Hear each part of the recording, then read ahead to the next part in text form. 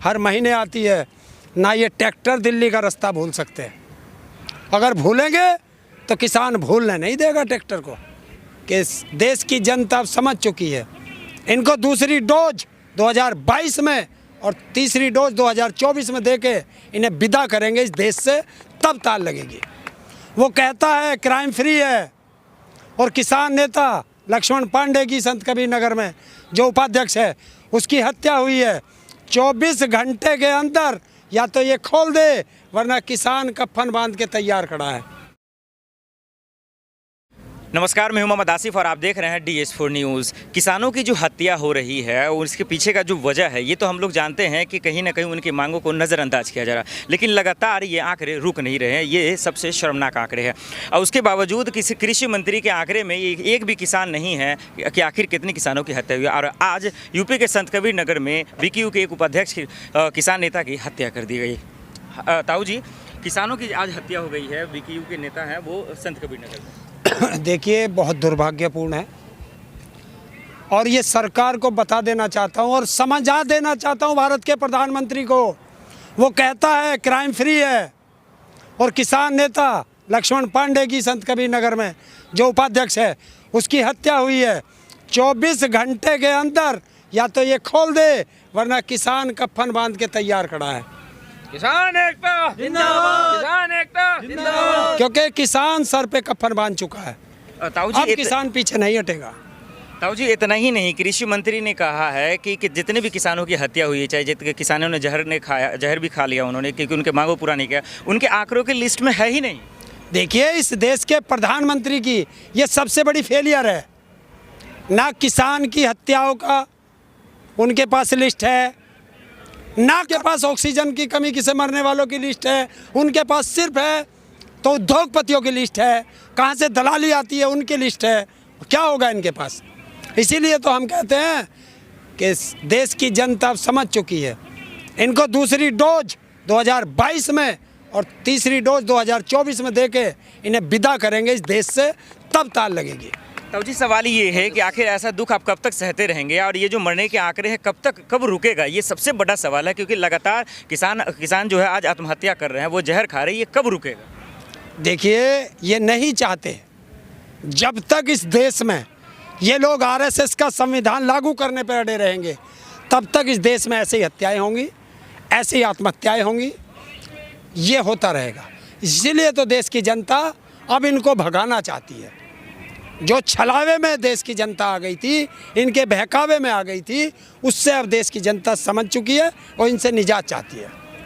ताऊ जी, कल 26 जुलाई है, कल का दिन याद है आपको? सावधान दिल्ली, 26 तारीख नहीं भूलने देंगे। ना 26 तारीख भूल सकते, हर महीने आती है, ना ये ट्रैक्टर दिल्ली का रास्ता भूल सकते। अगर भूलेंगे तो किसान भूलने नहीं देगा ट्रैक्टर को। आज आ गई रैली, कल 26 के लिए आज आई ना, बिजनौर डिस्ट्रिक्ट से सुबह से लेके आया हूँ, 7 में था, अभी पहुँचे हैं। तो दिल्ली सावधान रहे कि जब 200 लोगों से डरती है तो इस सैलाब को कैसे थामेगी। 200 लोगों पे 40,000 पुलिस वाले लगते हैं, तो ये बाकी जो किसान हैं इन पे क्या करेगी? ताऊ जी, फिर वहीं आते हैं जहां से मैंने सवाल शुरू किया था। जिस BKU नेता की ये जो हत्या हुई है, उनके परिवार वाले आरोप लगा रहे हैं कि भारतीय जनता पार्टी के जो गुंडे हैं, खास करके उन्होंने आरोप लगाया है, ये गुंडे शांत कब होंगे और कैसे? किसान ही नहीं, आपने देखा जब वो चुनाव हुए हैं उसमें किस तरह से महिलाओं के साथ बदसलूकी हुई, तो ये गुंडे शांत कब होंगे? 2022 मार्च का महीना होगा, ये BJP के सारे गुंडे भट्ट में होंगे, या तो भट्ट में होंगे या जेल में होंगे। ये लिख लो। इसके पीछे क्या लग रहा है? जो हत्या हुई है, इसको आप लोग किस नज़र से देख रहे हैं, क्योंकि चुनाव भी है सामने? देखिए, वो एक सामाजिक कार्य भी करता था, समाज की सेवा करने का उसे दंड मिला, उसके परिवार को,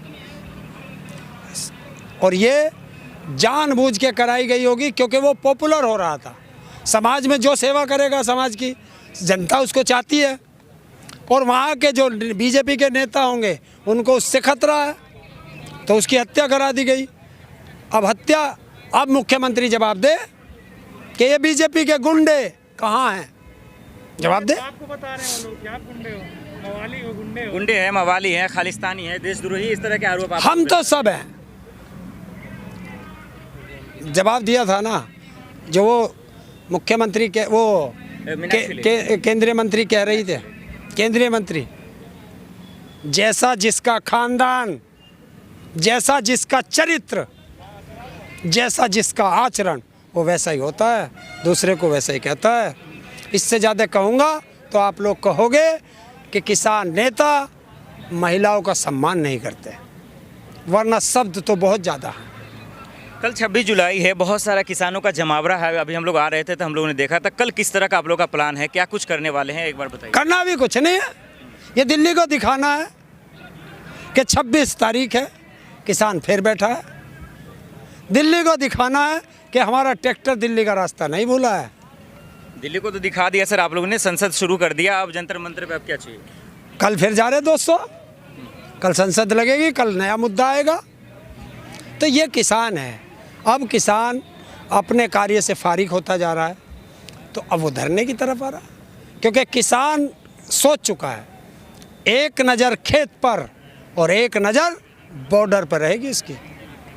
क्यों कि स्वर्गीय चौधरी चरण सिंह जी कह करके गए थे, अगर सड़कें सूनी हो गई तो संसद आवारा हो जाती है। तो अब किसान सड़कें सूनी नहीं रहने देगा। इन जो आवारागर्दी की है, अब उसका एक एक का जवाब लिया जाएगा। चलिए, बहुत बहुत शुक्रिया हमसे बातचीत करने के लिए। ताऊ जी का कहना है कि ये जो बीकेयू के जो उपाध्यक्ष है, जिनकी हत्या की गई है, इसके पीछे भी कहीं ना कहीं साजिश है। अब वो इसलिए क्योंकि यूपी में 2022 में विधानसभा चुनाव है।